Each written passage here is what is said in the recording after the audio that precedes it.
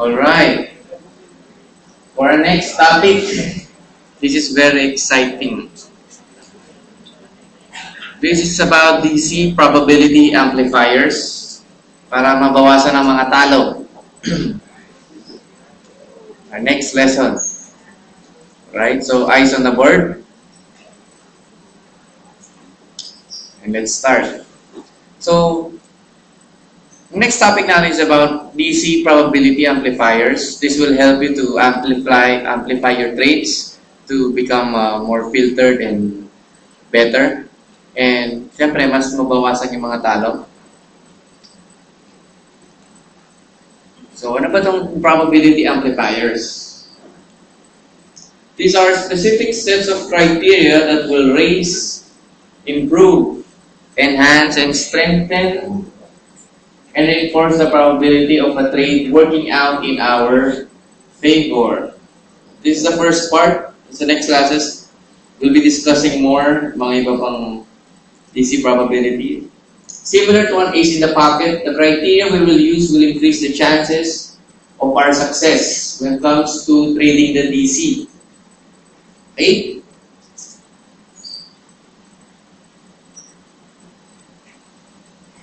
So why do we use probability amplifiers? We use it to become more consistently profitable in our trades. Para maibawasan natin mga reversals. And ma-determine mo kung ano ba yung weak or strong na zone. Na-experience nyo na ba yung nag-trade ka tapos na-hit yung stop loss? Diba? Or nag-collapse or nag-break yung DC? Which means ayun ang napili yung DC is very weak. Weak yung zone na yun. Okay? Ang gusto mo kasi piliin yung mga strong na mga DC zones para mas maging magandang mga trades mo. So we use it to be able to determine the best trades against the not as good setups. If you hate losing, you have to master this. We'll be discussing two of the DC probability amplifiers, which is the first one is the strength of a DC zone and the risk to reward ratio. So sabihin mo sa group leader mo, "Ay, makinig ka. Natutulog muna ako." Okay, baka makalimutan eh. Okay, upload naman itong video. Okay, strength of a DC zone. The stronger the move away from a DC, the higher the probability the trade will work in our favor. That's why yung unang class, you were instructed to always look for a violent breakout, correct? Because the price moves away from a DC violently, malakas yung zone na yun, malakas yung DC na yun. Okay? Think of it as a hot stove. Diba? Sa stove, if you place your hand, diba, if mainit siya, you pull it away, diba, quickly. Pero pag hindi naman, ayaw mo lang doon. Diba? So the hotter the stove, the faster we pull our hand away. Just like sa prices, is mainit yung zone na yon, yung price na yon, price moves away from it violently. So the more supply or demand at a level, the faster the move will be away from a DC zone. So pag mas maraming buyers or sellers doon sa isang area, mas mabilis mag-move yung price away from that violently. Okay? So there are three types: the best, the good, and the worst. That's the types of DC zone breakouts. So this is the power of a DC zone. Let's say meron kang DC supply sa baba or DC support. And then, merong violent breakout. You're looking for a violent breakout. Okay? So this is the DC, tapos it moved away from that, di ba, violently. You could compare that to like, parang rocket ship launching up. Di ba? Yung candle sobrang laki. It moved away violently from the DC. Or para siyang si Superman na lumilipad pataas, diba? Hitting supersonic. See? Have you seen that in your charts? Di ba? Yung violent breakout away from that. Ganyan siya. Okay? And that's classified as a best DC zone. Whenever you see a violent breakout from a DC, that's classified as best. So, kung gusto mo laging manalo, ngayon lagi hanapin mo ng mga DC. And of course, the next one is just what we call the strong breakout. The strong breakout is parang siyang si Michael Jordan na tumalaw sa free throw line tapos nag-dunk. 45 degrees, di ba? Dahan-dahan, nag-light. That's a strong breakout. Ayun yung mga nakikita yung DC na yung candles, di ba? Parang 45 degree yung angle. That's classified as good. Di ba? And if we're gonna use the chart, titingin tayo niyan. Let's say we're looking for a violent breakout. So this one is a best, correct? Violent breakout then. Also this one, violent breakout, correct? That's the best type of DC. And also this one, correct? Violent breakout. Maghanap tayo ng strong. This is classified as strong breakout, di ba?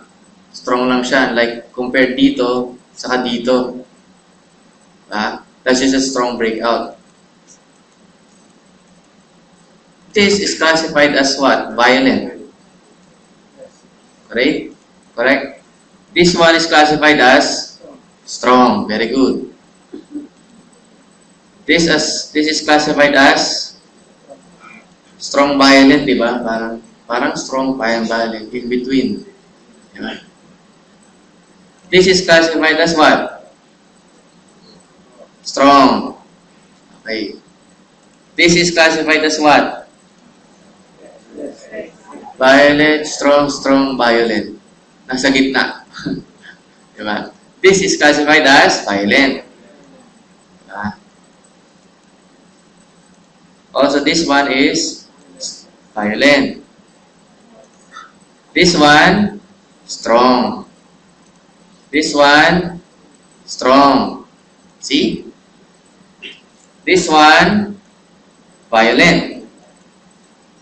Okay, let's go back sa ating chart. So this is how it looks like, diba? Violent, saka strong.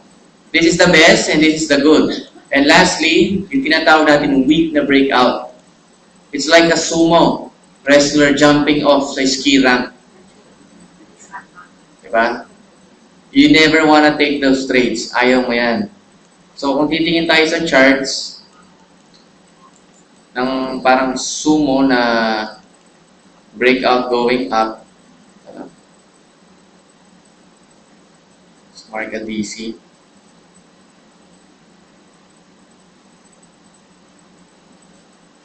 This one. See, that's a DC. Tapos dahan-dahan siyang umaakyat, di ba? Kaya papansinin niyo, if you use this DC, natalo ka, correct?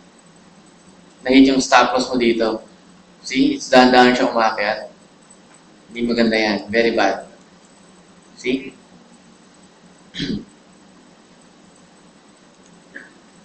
So, going back, so there are three types. The best, the good, and the worst. You only play or trade with these two. The violent breakout and the strong breakout. If you see something with this weak breakout, you don't take that kind of trade. You don't even mark that kind of zone. Diba? Delikado siya. It will collapse. So for example, this one, that's a violent breakout. See? And another example, when it comes to demand, or I mean DC resistance, sa taas, you're looking for a violent breakout, a sudden surge of prices going down, that's the best. It's like jumping off a bridge. Diba dire-diretso ka bababa, babaksak, or just like yung 9/11, bumabaksak siya dire-diretso. That's the best. Okay? And of course, the strong breakout, it's like yung rocks na gumugulong sa sa mountain, sa bundok, 45 degree angle. That's considered a strong breakout. So you mark that too. Okay? That's classified as good. And of course, yung last, yung worst is breakout going down. Para siyang nag-parachute. Then dahan-dahan siyang bumababa.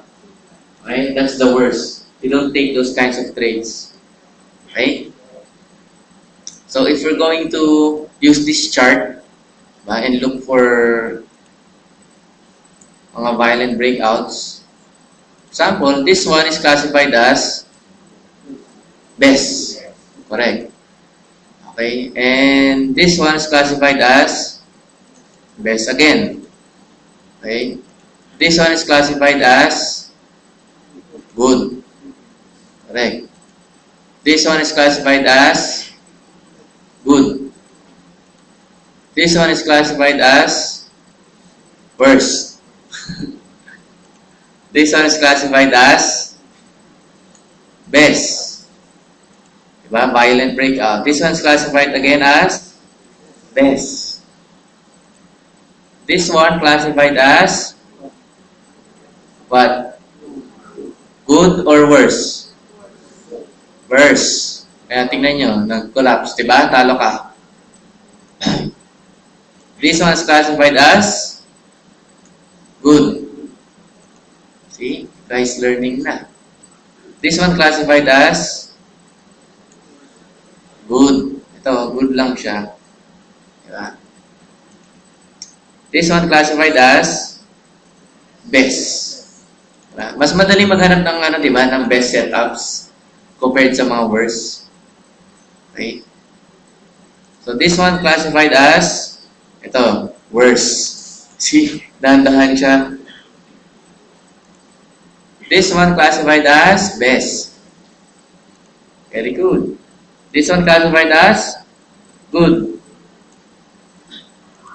See? This one classified as best. See? Boom, sell ka dyan. Maksak siya. This one classified as good. Okay? Guys, learning? So you're now able to classify DC zone from a good and the best. And of course, you never ever trade the worst. Okay? So for example, this one too. This is a violent breakout, that's the best. This one, this is a strong breakout. You could still take that trade. So there are three types nga. The strongest, we place a score there as 3 points. The strong, we give that score as 2 points, and the weak, that's 1 point. And same goes if it's on the supply level. Strongest point, violent break is 3, and 2 points for the strong breakout, and of course the weak. This is how it looks like. So this is the violent breakout, see, for the buy and for the sell. And this is a strong breakout naman. Ito yung weak, ayaw mo yan. Okay? You don't take those kinds of trades. Does it help ba?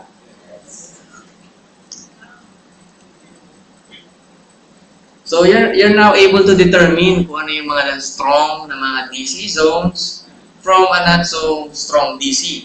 So kagandahan nun, hindi ka na basta nag-plot na lang ng DC, correct? You're able to filter yung mga DC zones mo. Okay?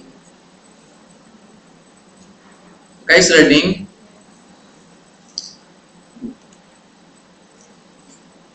So, alright. Now, let's go to our next lesson on risk. Risk. Alright. Are you guys ready? For those who are ready, say, I'm ready. Alright, let's start. I always say to my students, you have to be obsessed managing your risk. Why? It's because not a lot of people knows how to manage their risk or their money. Most of the time, they just know how to make money, but they do not know how to save. They know how to spend. Amateurs focuses on the gains. Professionals focuses on the risk before taking the trade. Okay? So, Probably iba sa inyo, pag nag-measure ng pips, uy, ito dami 100 pips, 500 pips, 300, di ba? Yeah, it's good na mag-rejoice ka dahil maraming pips. Pero, remember, before entering the trade, make sure, di ba, to look at the stop loss first or the risk that you're taking before taking the trade. Okay? You must not be excited kung mas marami kang pips or lesser pips. Mas ma-excite ka if mas konti yung stop loss mo, mas maliit. Okay? Kasi mas gusto mo na konti yung risk mo ay mas malaki yung gain. Correct? So if you will remember one thing from this lesson tonight, this is the one on managing your risk. Whenever you hear the word R and R, or R is to R, that is a technical term for risk to reward ratio. Okay? Everybody say R and R. Risk reward. Okay. Risk reward. As traders, you would like to focus on trades that gives you a reward 3 times greater than a risk. This allows us to be wrong 3 times and yet still be at break-even. Example, R&R is 1:3. Example of this is $1 loss versus $3 win. Are you guys following? Yes? Let's say first trade mo, you lost $1. Diba? Second trade, you lost again $1. Kasi nga $1 loss, 1:3. Third trade, you lost again $1. On the fourth trade, you win. How much? So, ano nangyari? Break even. Sino mahilig sa script? So, nag-break even ka lang. Whenever, kaya alam niyo na yung reason why, on our first class, we always say to take trades 1:3 risk to reward ratio. Diba? You multiply it by 3 because if matalo ka ng 3 times on your fourth trade, you just break even. Correct? Now it makes sense. Diba? Why yung ganun yung rules natin? Now it makes sense. Ganun pala ang 1:3 ang risk to reward ratio. So, let's say you're trading, diba? Tapos, may nakita kang demand DC zone sa baba or DC support. And you're waiting price to hit this area, correct? Once it hits, what are you gonna do? Buy. Very good. You enter buy there. And stop loss mo, of course, opposite side ng DC. Let's say yung first target mo, yung next DC sa taas. And stop loss mo here is how much? 30 pips ang stop loss. Which means, yung next target mo also gives you 30 pips. And ano yung risk to reward ratio niya? 1:1. Because you're risking 30 pips for you to gain 30 pips. That's classified as good. Okay? But I don't suggest you take those kinds of trades. It's just good. Diba? In making money, you don't want good. You always want the best. Correct? Okay. Hindi pwede na. So next. The next target, let's say gusto mo yung sa mas mataas. That gives you 60 pips. You're risking 30 pips for you to gain 60. That gives you a risk to reward ratio of 1:2. That's classified as better. Okay? As traders, dapat minimum trades na tinitake nyo is 1:2 risk to reward ratio. Never ever take 1:1. Okay? Sabihin mo sa katabi mo, take 1:2. Very good. Tandaan niyo yan. Never ever take 1:1, although tempting siya. Diba? But don't take that. Mas marami kang times matatalo if you're going to use 1:1. And of course, let's say yung target mo sa taas. Okay? Which is better. Because that gives you 90 pips. And a stop loss of 30 pips. So, ang ano ang risk to reward ratio mo? 1:2. 3. Question, as a person who likes to make money, ano gusto mo? 1:1 o 1:3? 1:3. See? That's the best. So let's say ganito, nag-buy ka dito sa area na to, di ba? Buy. Meron ka dito TP1, meron ka dito TP2, and of course, sa pinakataas, TP3. You have an option. Okay? To buy on a TP1, take profit here or take profit here or here. Next, let's say meron ka naman DC supply sa taas. Same scenario. You're waiting for price to hit this level for you to what? Sell. Stop loss mo dun sa taas. Target 1, supply DC, gives you 30 pips SL, and take profit na 30 pips. That gives you 1:1 risk to reward ratio. Classified as good. Next, in 60 pips, 1:2 risk to reward ratio, and of course, that's better. And lastly, target 3 gives you how much? 90 pips. 1:3 risk to reward ratio. Make sense? That's the best.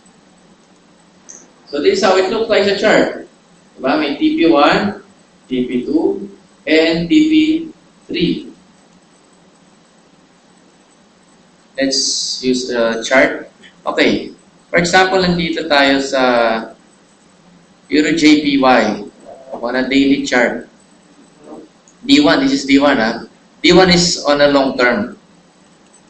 So let's mark out muna yung mga DC natin para makahanap tayo ng trade. So this is classified as DC, correct? Kikita nyo to? Diba DC yan? So I mark that one DC. So I just have to extend it.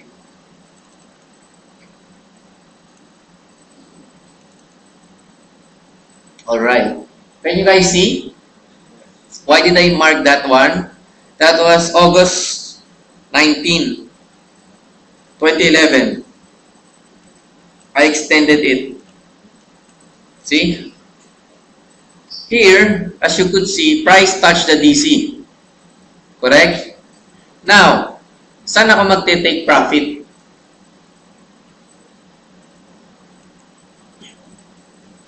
Let's say hindi pa natin alam yung mangyayari. We're back testing. Diba? F12, F12 tayo. F12. So, price hit here, correct?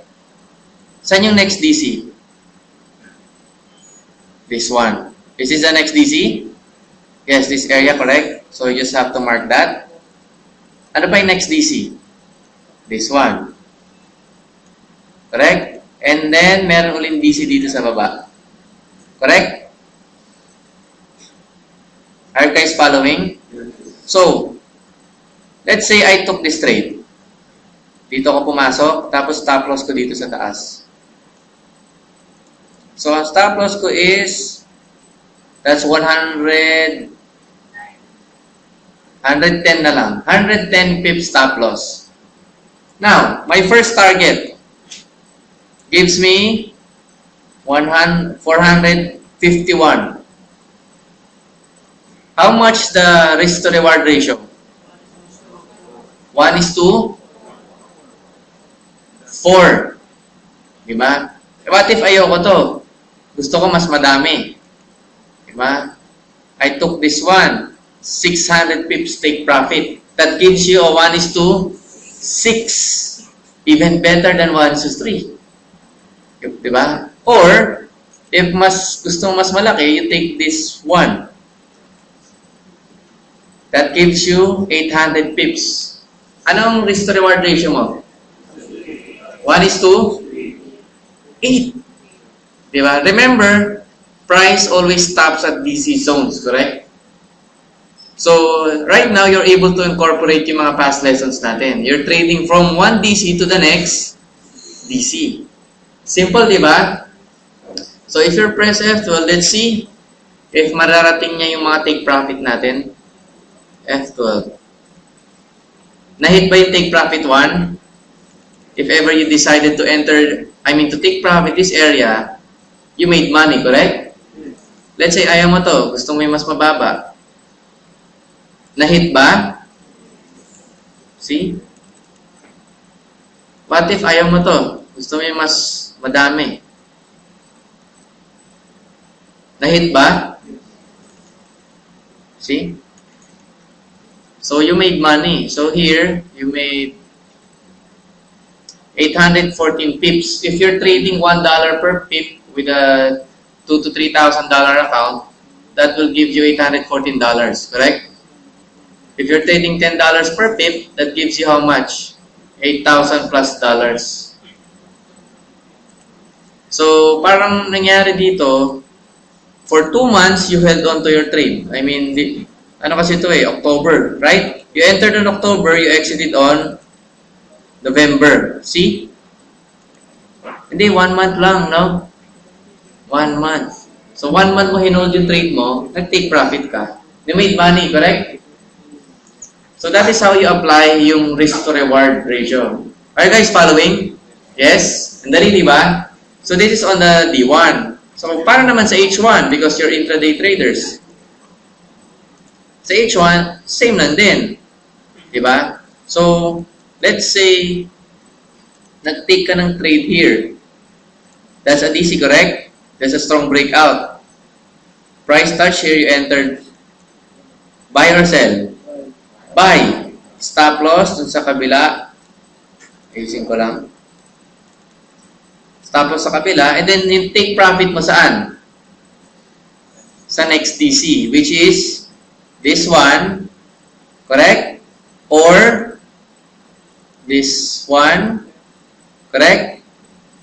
Or better yet, saan pa? This one. See? Are you guys following? So, if you're gonna take this trade, this is 77 pips stop loss and a take profit of 158. 1 is to 3. Ano? 2 or 3? 2. 2 something. Okay, 1 is to 2 something. What if ayaw mo to? Gusto mo mas mataas? How much? 2 to 5. 1 is to 3. What if ayaw mo to? Gusto mo yung mas mataas? This one to this one, how much? 360. Can you see 360?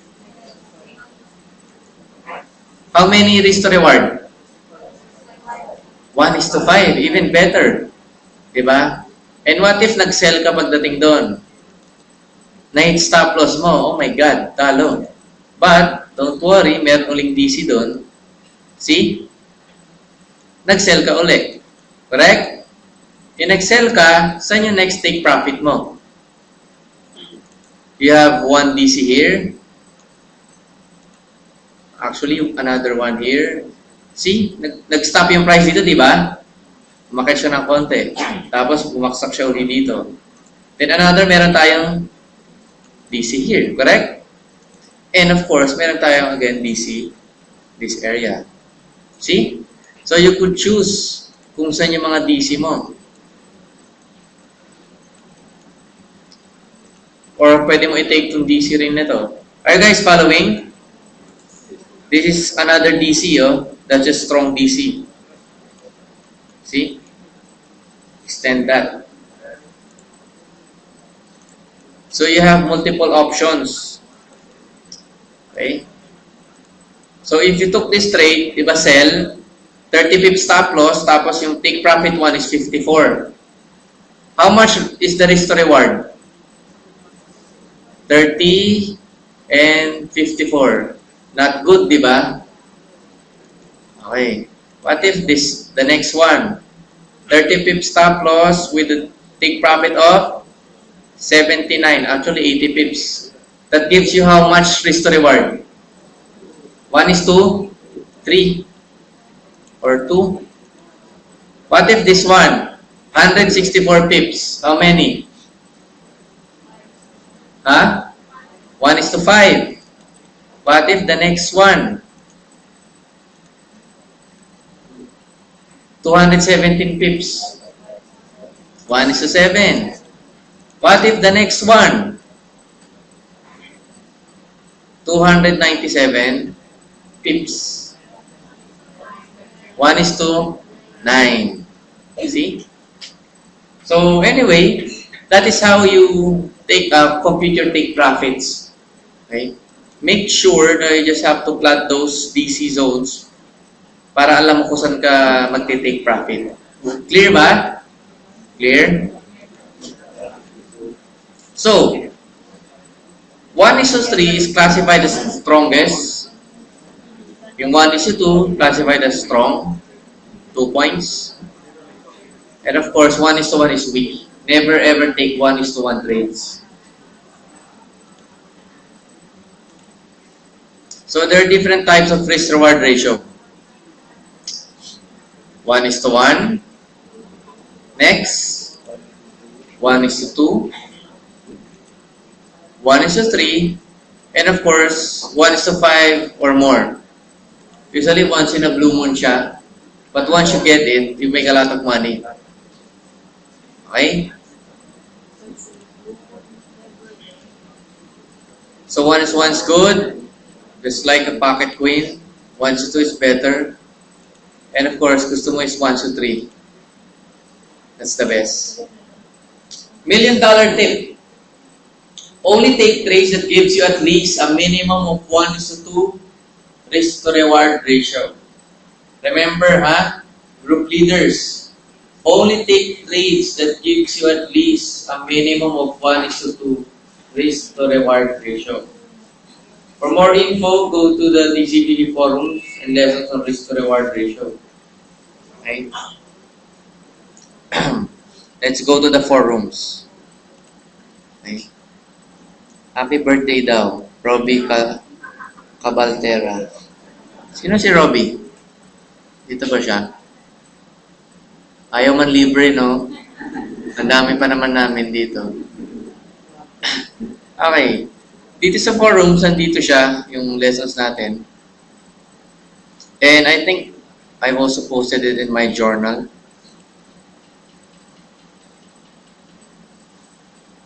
This, lesson 8, risk-reward ratio. Once you click that, there's an explanation here. Why take 1:3 risk to reward.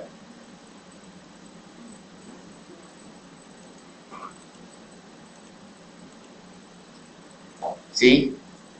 You'll be able to learn why knowing your risk.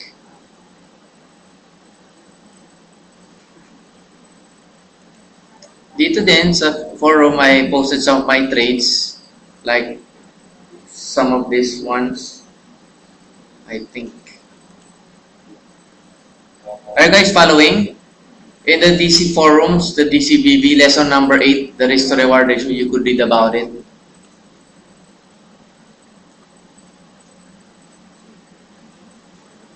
Dito rin sa forums, I posted some of my trades. This one, this is a 44 pip take profit. Nag-buy ako dito sa DC. Nakikita nyo?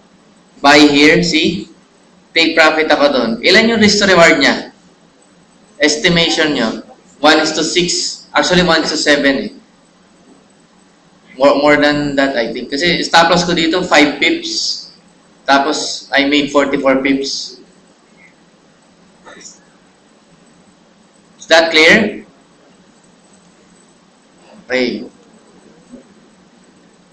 So, this is another example. This is Euro USD H4. That's a DC. Of course, there's a buy zone, correct? Once price touches area, buy. SL sa kabila, ang DC. And that's classified as virgin bounce. Of course, this is the next DC. There's the next take profit. It's a PP. And that gives you a 1:6 R&R. Another, this is a chart of USD CAD. That's a DC. The violent breakout. As you could see,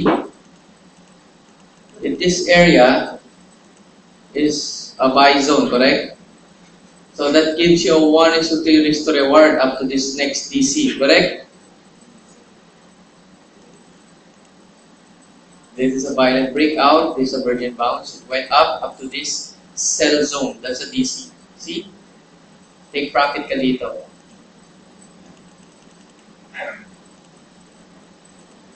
Of course, you wouldn't be taking this trade, this buy trade, because that only gives you how much? 1:1 risk to reward. Not worthy. Right? Another example, here is the H4. Okay, ito rin yung kanina. That one. DC, virgin bounce, buy, SL is hit. Diba? Alam na mga banks, uy, marami magbabay dito. Let's hit their SL. But it's okay if ever nanalo tayo doon. Our next tip is this level. That's the DC, correct? It gives you a 1:3 risk to reward ratio. Not bad. Another example. This is a DC. And that's a virgin bounce. See? Price hit this level. What are you gonna do? Buy or sell? Sell. Stop loss sa kabila. Next DC mo dito sa baba. See? This is a weak DC, di ba? And that gives you a TP of 1:3. Clear? Okay. Everything happens for a reason. But sometimes things happen because you're stupid. Because sometimes most people don't follow the rules. They always take the 1:1. Even if I say na don't take 1:1 trades, so they lose. Diba? What you want to trade is the risk to reward ratio that gives you 1:2 or 1:3. So I suggest before entering your trade, you create your own checklist. Ano ba yung mga checklist? Diba? Strength of a DC. Classify it as a strong ba or the best setup, violent, and the risk to reward ratio. Are you guys getting me? Diba? So before entering a trade, you have to look at your chart. If this is a nice trade or a best trade. So group work, assignments nyo for our next class. Look for the best setups with the use of the checklist. Grade your setups and look for the best scores before taking the trade. Classify it as good, better, and best.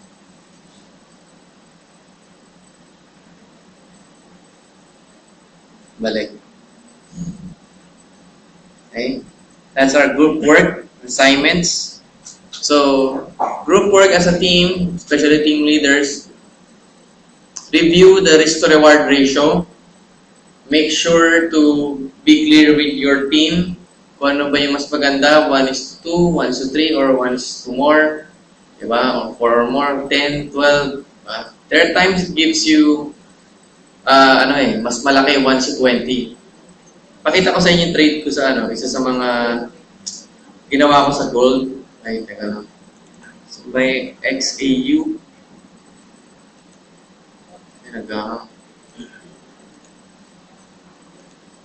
There are times kasi guys, the market will give you 1:2 more risk to reward ratio. Okay? Like sa gold. Kaya dito magandang trade. Do you see this one?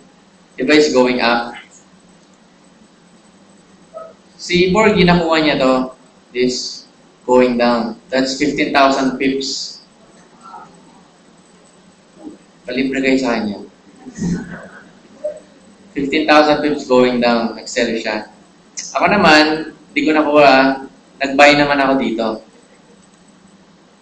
Why? Because meron DC. Teka lang. Yun. Sorry.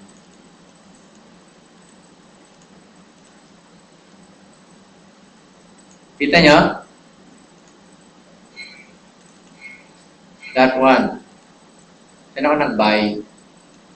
Pero pumasok ako sa lower time frame. Dito sa H4.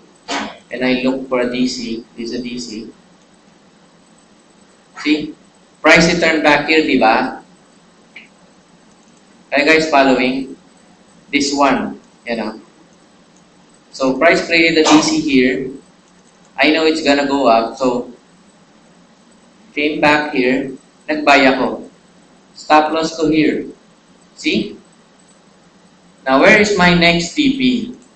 That is the question. What do you think?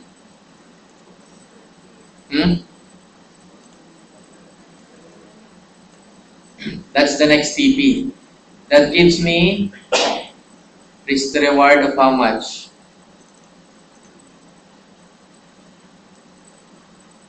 419 pips of stop loss.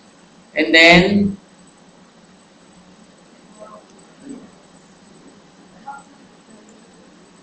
okay. Tapos na. Baka ma-shock. Baka ma-kidnap. Okay. Don't forget your group work, okay guys? For our next class. Classify trades, di ba? Backtest with your team. Kung ano magandang trade setups. Either, 1:2, 1:3, weak ba yung zone, strong ba, o best. Okay?